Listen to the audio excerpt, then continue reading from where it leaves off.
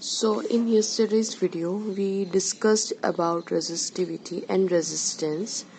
So let's have a quick revision about it. So resistance is equals to rho L upon A. We discussed it. Okay, and we discussed the units also and the dependence and factors of everything. So now let's take a question number 1 which was asked in CBSE 2016, and the question is calculate the resistance. I'm not writing the whole question, I'm just writing what is given and what they have asked in the question. They have asked what is the resistance of a 1 kilometer copper wire. How much long is the copper wire? Length of copper wire is 1 kilometer. This is copper. Okay, length of copper. Calculate the resistance of a 1 kilometer copper wire of area of cross section. Area of cross section is 2 into 10 to the power minus 2 centimeter square. The resistivity, they have also given the resistivity of a copper wire is 1.623 into 10 to the power minus 8 ohm metre. देखिए कितना छोटा है, -8 है, right. कल शायद मैंने -22 बताया था, that is wrong. That is -10 to the power -8. कितना छोटा है, यानी कॉपर यानी मेटल्स जो है बहुत ही कम रेजिस्टिविटी प्रोवाइड करते हैं करंट में. देखिए कितना छोटा है, 10 टू द पावर -8 है. इसका मतलब क्या हुआ कि कॉपर काफी कम रेजिस्ट करता है इलेक्ट्रिसिटी को, वो जाने देता है इलेक्ट्रिसिटी को, उसका रेजिस्टेंस कम होता है. ठीक है, तो -8. और यहाँ पे क्या पूछा है, रेजिस्टिविटी दी हुई है R पूछा है. तो बहुत ही सिंपल सा क्वेश्चन है, 2016 में पूछा गया है. तो R इज इक्वल्स टू, हम फॉर्मूला लगा देते हैं रो L अपॉन A. और आप देखिए रो कितना दिया हुआ है, रो हमें दिया हुआ है 1.623 into 10 to the power minus 8 ohm metre, right. 1.6 ohm metre है. ओके, यानी यूनिट स्टैंडर्ड है, चेंज करने की जरूरत नहीं है. लेंथ हमें दी हुई है 1 किलोमीटर. ये देखिए लेंथ दी हुई है 1 किलोमीटर, इसको मीटर में कन्वर्ट करना पड़ेगा. तो इसका मतलब 1 into 10 to the power 3 metres, correct. ये हो गया मीटर में convert.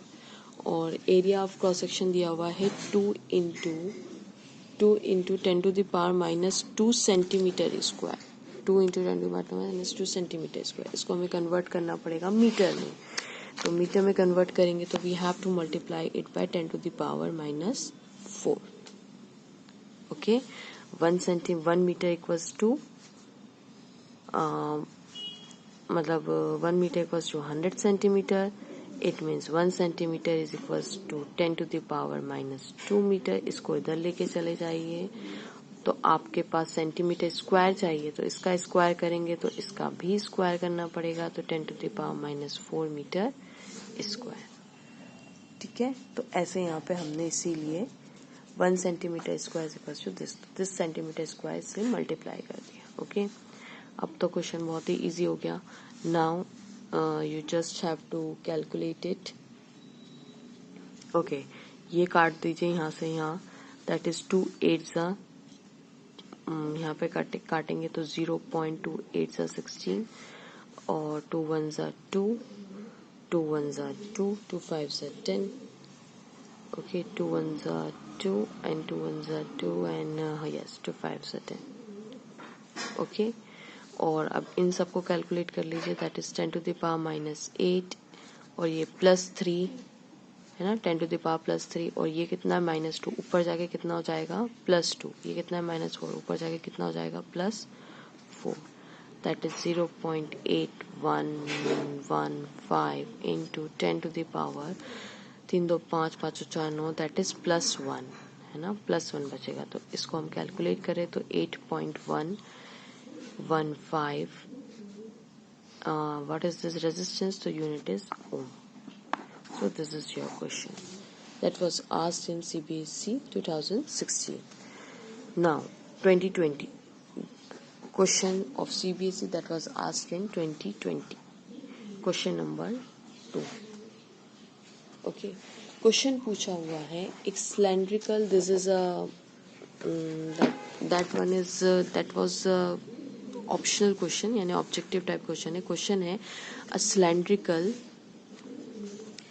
cylindrical conductor of length L and uniform area of cross section A has resistance R। एक सिलेंड्रिकल कंडक्टर है जिसकी लेंथ कितनी है L है और uniform area of cross section कितना है A है, रेजिस्टेंस R है।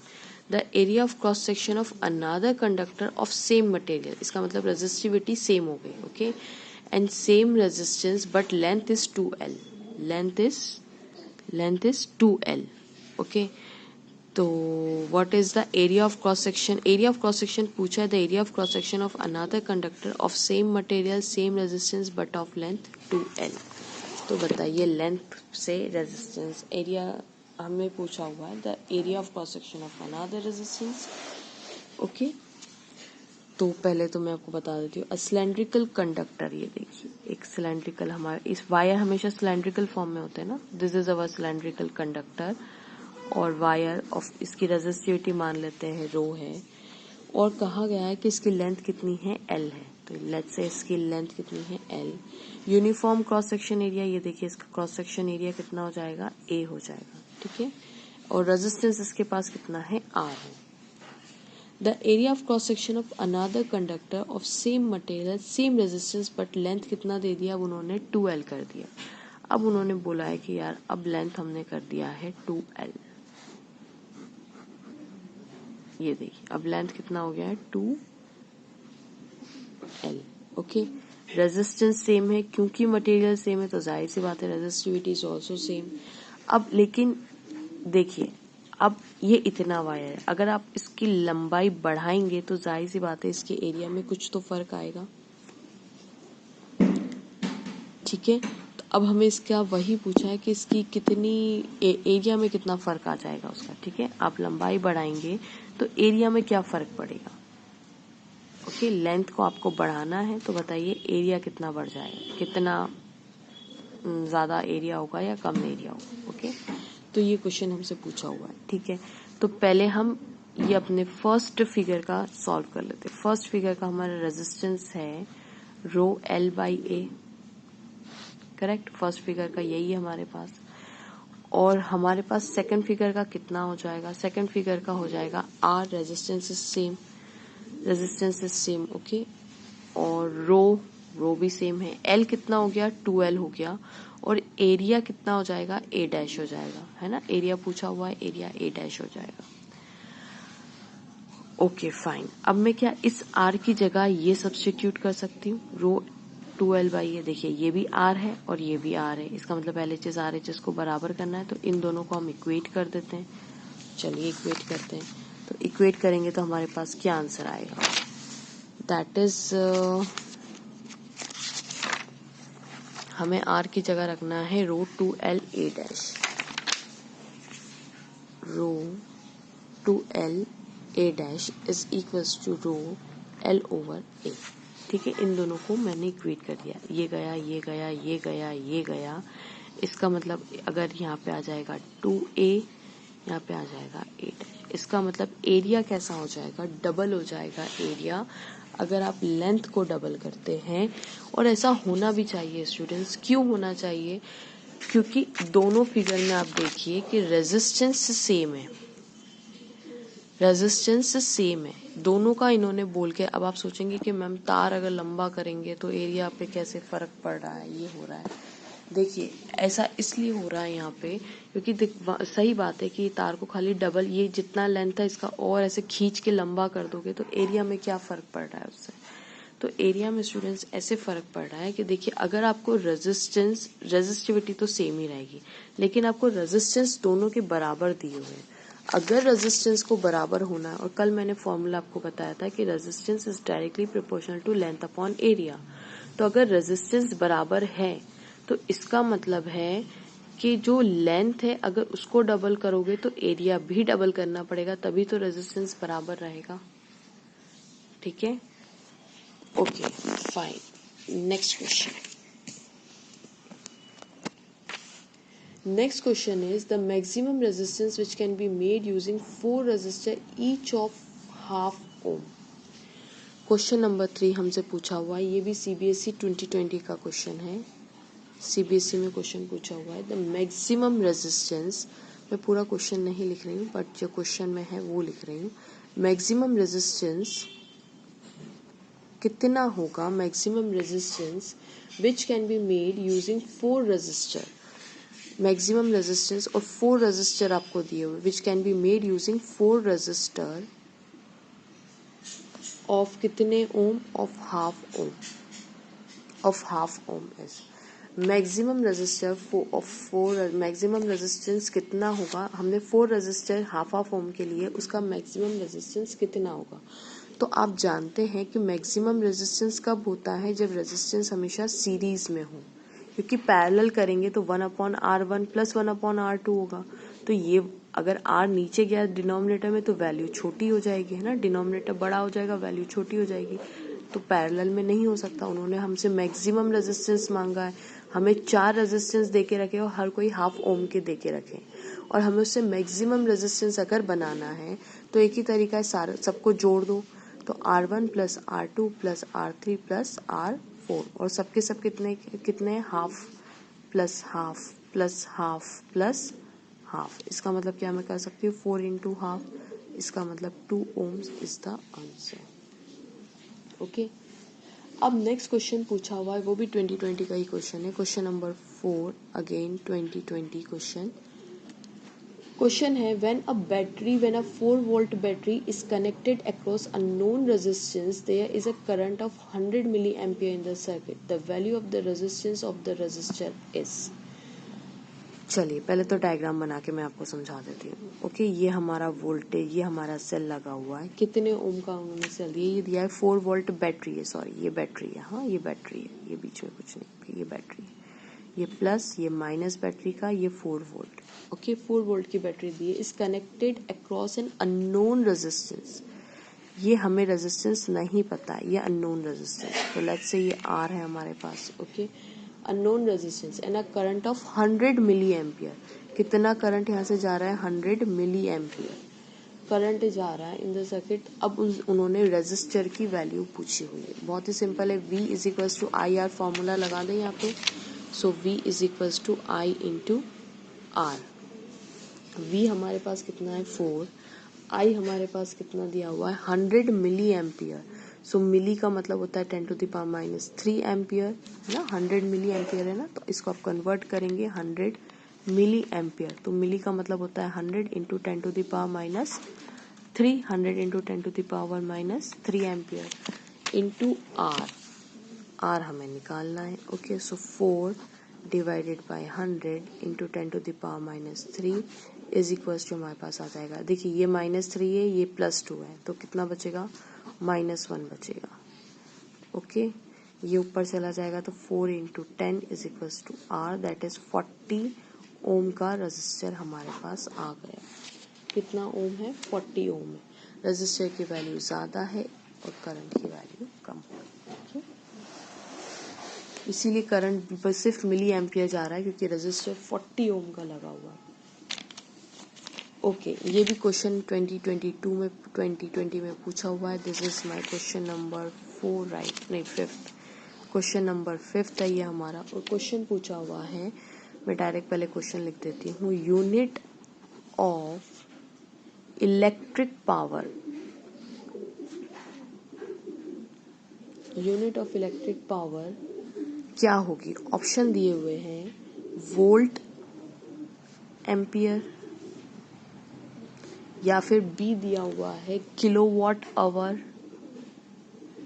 किलोवाट आवर, या सी ऑप्शन में है आपके वॉट सेकंड, या आपका डी ऑप्शन में है joule second. Okay, this is your question कि यूनिट ऑफ इलेक्ट्रिक पावर कितनी होगी, वोल्ट एम्पियर होगी, किलोवाट आवर होगी, वॉट सेकंड होगी, या जूल सेकंड होगी। अब स्टूडेंट्स इलेक्ट्रिक पावर पूछा हुआ है ना, अब सबसे पहले तो पावर की यूनिट देख लेते हैं। पावर हमेशा होता है energy per unit time, this is called power. अब यहाँ पे एनर्जी की यूनिट होती है जूल अपॉन सेकेंड, क्या जूल अपॉन सेकेंड कहीं नहीं, ये जूल अपॉन सेकेंड नहीं, ये जूल सेकेंड है, ये किलोवाट पर आवर नहीं, किलोवाट आवर, इसका मतलब टाइम जो है वो अपॉन में जाता है। ओके, अगर आर में भी दिया हुआ है तो इट शुड बी इन क्या बोलते हैं डिनोमिनेटर। और दूसरी बात तो कुछ किलो वॉट, यहाँ पे किलो वॉट दिया, किलो वॉट तो पावर की यूनिट होती है। इसका मतलब अगर आप P इंटू टी करेंगे तो एनर्जी निकल जाएगी, यानी किलो वॉट आर हो जाएगा वो तो। आई यू गेटिंग माई पॉइंट? देखिए अगर मैं P इंटू टी करूँ तो वो एनर्जी होगा। ये किस में होता है? वॉट में। टाइम किस में होता है? सेकंड में। तो वॉट सेकंड एनर्जी की यूनिट हो जाएगी। या फिर आप अगर किलो वॉट की बात करें तो एक और यूनिट हो सकती है, दैट इज किलो वॉट भी हो सकता है ना, किलो 1000 से मल्टीप्लाई कर दिया तो किलो वॉट। और फिर उसके बाद हम आर लेते, जब हम किलो वॉट की बात करते हैं, घरों में जो बिजली आती है वो किलो वॉट आर में होती है, राइट। तो किलो वॉट आर भी एनर्जी देगा, इसका मतलब ये भी एनर्जी है, ये भी एनर्जी है, राइट। सॉरी, मतलब ऑप्शन गलत है ये। अब जूल सेकंड मैंने अभी बताया, जूल सेकंड भी अगर पावर आप मतलब जूल इनटू सेकंड करेंगे तो ये तो कुछ होता ही नहीं, ये गलत है, ठीक है। जूल पर सेकंड होना चाहिए। अब इसमें एक भी ऑप्शन ये भी गलत है, ये भी गलत है। अब देखिए बैटरी को एनर्जी कहाँ से मिलती है? वोल्ट मीटर वोल्टेज या बैटरी से, और वो होता है उसकी यूनिट होती है वोल्ट। जो आप बैटरी लगाते हैं उसकी यूनिट वोल्ट होती है, वो भी तो एनर्जी ही देता है ना बैटरी को, सेल को, सॉरी पूरे सर्किट। जैसे यहाँ पे आपने वोल्ट लगाया तो ये क्या कर रहा है? पूरे सर्किट को चला रहा है ना, एनर्जी प्रोवाइड कर रहा है ना, तो इसका मतलब वोल्ट, और इसकी यूनिट क्या है? वोल्ट। अब यहाँ पे तो टाइम भी आ गया है, right. So let's calculate it. कैसे हम इसको कैसे कैलकुलेट क्या करेंगे, कैसे करेंगे? तो देखिए यहाँ पे इसको कैलकुलेट करने के लिए हमें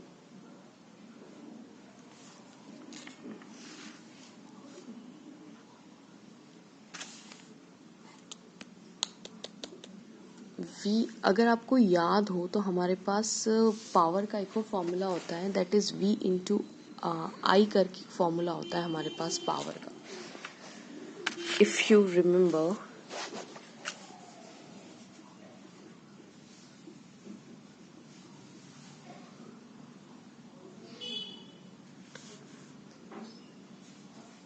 बिकॉज ये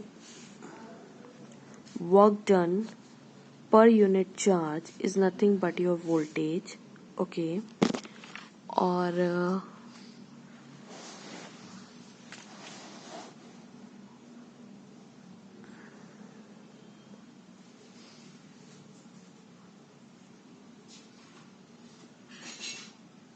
चलिए मैं आपको पूरा कैलकुलेट ही करके दिखाती हूँ। मैं सोच रही थी डायरेक्ट आपको फॉर्मूला बता दूँ, पर आपको कैलकुलेट ही करके दिखा देती हूँ। वर्क डन होता है, वोल्टेज जो फॉर्मूला होता है वोल्ट का हमारे पास, वो होता है work done per unit charge, okay. मतलब एक यूनिट चार्ज को वन पॉइंट से दूसरे पॉइंट में ले जाने के लिए जो हमें एनर्जी करनी, जो हमें वर्क डन करना पड़ा, ठीक है।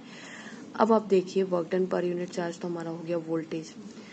अब मैं क्या ऐसा कर दूं तो कि वर्क डन अपॉन टाइम और क्यू अपॉन टाइम कर दूं तो कोई फर्क पड़ेगा? ऊपर नीचे टीटी से डिवाइड कर दिया है मैंने, कोई फर्क नहीं पड़ेगा, राइट। अब देखिए work done per unit time, लेकिन ये क्यू अपॉन टी क्या होता है? ये तो करंट होता है ना, I is equal to Q upon T. ये तो करंट है हमारे पास, तो ये करंट आ गया हमारे पास। अब मैं इसको यहाँ पे ले जाती हूँ तो V इंटू आई हो जाएगा, और वर्क डन अपॉन टाइम हो जाएगा। और वर्क डन का मतलब क्या होता है? एनर्जी, मतलब एनर्जी होती है ना, ओके। और अभी मैंने आपको फॉर्मूला बताया कि एनर्जी अपॉन टाइम क्या होता है? Power, right. So energy upon time क्या होता है? पावर। तो पावर हमने किसकी टर्म्स में निकाल ली? वोल्ट। यही आपके सर्किट में आपको वोल्टेज दिया हुआ होता है, आपके सर्किट में आपको वोल्टेज दिया हुआ होता है, करंट दिया हुआ होता है, तो हमने वोल्टेज और करंट की टर्म्स में पावर निकाली, राइट। तो वोल्टेज की एसआई यूनिट होती है वोल्ट, करंट की एसआई यूनिट होती है एम्पियर, और that is equals to your power. So volt ampere is your power. So correct option is A.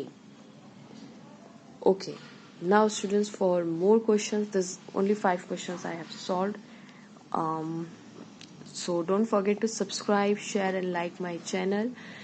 Soon I'm going to upload more questions on resistance, resistivity and this electric circuit. So thanks for watching.